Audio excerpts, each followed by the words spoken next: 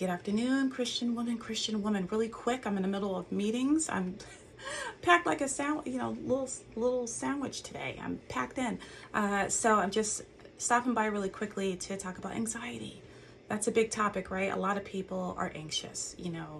Anxiety is normal. It's a normal part of life. But when it gets extreme and it takes over our life, and of course, this is a Christian women's dating platform, but anyone could benefit from this information. When it takes over your life and it gets really excessive, you want to do something about that. And it sounds pretty easy, but I hear not just the folks that I work with and assist, but there's a lot of people suffering out there in multiple ways. But just for the sake of of time. I hear a lot of anxiety just in general. There's two types of anxiety. There's productive and destructive. And destructive meaning you can be in this place where you're spinning your wheels and you're not getting anywhere. And it's taking over your life. You're getting physiological reactions to it. You can't process or problem solve as much as you would like to. You can't sleep. Your thoughts are just running amok. And then, of course, productive anxiety is you're doing something about it. You're harnessing that energy and doing something with it. So this isn't for those folks that use their anxiety to their benefit. I'm talking about folks that get so overwhelmed they can't even think straight. And again, I'm condensing this because of time. I only have a few minutes before a session, but if I don't do this this video now, my day will be incredibly busy and I'll never get to this topic. There is so much help out there. Okay, there's self-help books. I can't say it enough. If you are a person who comes from a culture or family that doesn't believe in therapy, that's okay. There are self-help books out there. There are tons of videos, right here on this platform and other platforms. Feed yourself, nourish yourself, learn the tools to bring your anxiety under submission. Your Father didn't promise you a life. Father God did not promise you a life without strife, anxiety, or problems. But he did promise you he would be here if you call on him. Okay? And that is in any circumstances. Yes, including dating. He reminds us in 2 Corinthians. Okay? I got my handy little Bible here. So 2 Corinthians 10:5, casting down imaginations and every high thing that exalteth itself against the knowledge of God, and bringing into captivity every thought to the obedience of Christ. If you want to know how you can calm your anxiety, yes, do take the human steps and reach for the resources out there to help you.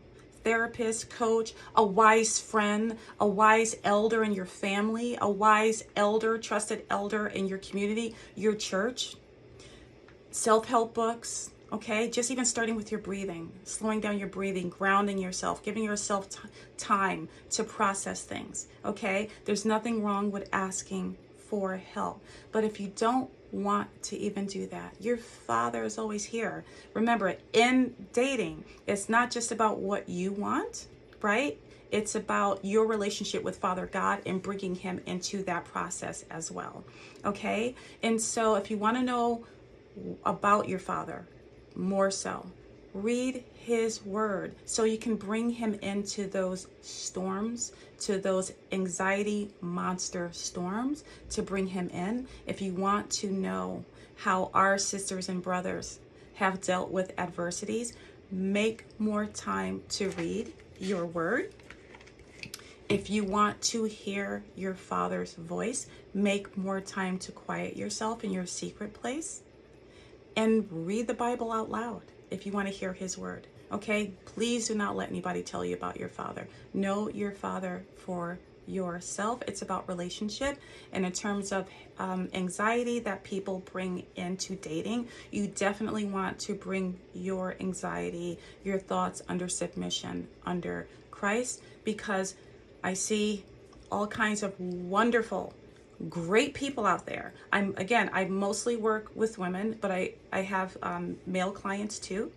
And I see people dating with anxiety, rushing to make decisions because they're anxious, not protecting their own boundaries.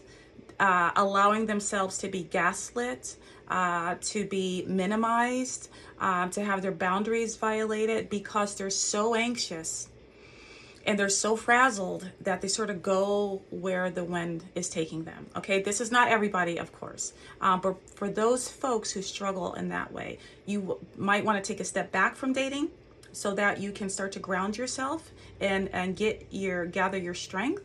Or if you're already out there dating, you really want to focus on grounding yourself and getting your thoughts and your anxiety a submission, lest you make a decision that does not benefit you. It can cause you to be quite impulsive when we're highly anxious, especially anxiety paired with poor boundaries. Okay, so you want to take care of you. All right, time for me to go into my next session with the next lovely soul.